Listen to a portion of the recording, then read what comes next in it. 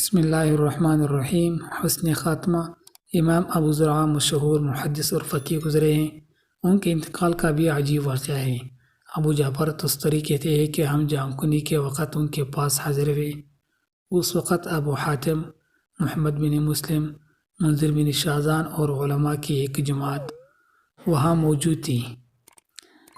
ان لوگوں کو تلقین میت کی حدیث کا خیال آیا کہ ان حضرت علیہ السلام کا ارشاد مبارک ہیں، لقنوا موتاکم لا الہ الا اللہ، اپنے مردوں کو لا الہ الا اللہ کی تلقین کیا کرو۔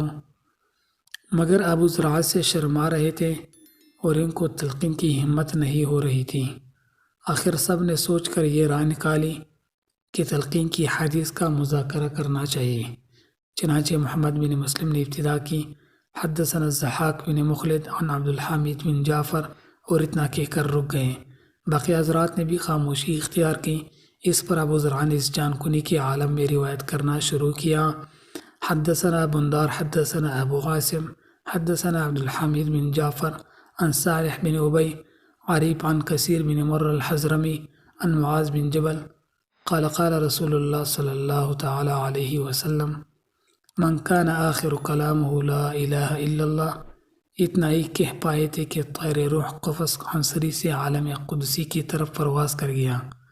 پوری حدیث یوں ہے، من کان آخر کلامہ لا الہ الا اللہ دخل الجنہ، یعنی جس کی زبان سے آخری الفاظ لا الہ الا اللہ نکلیں وہ جنت میں داخل ہوگا۔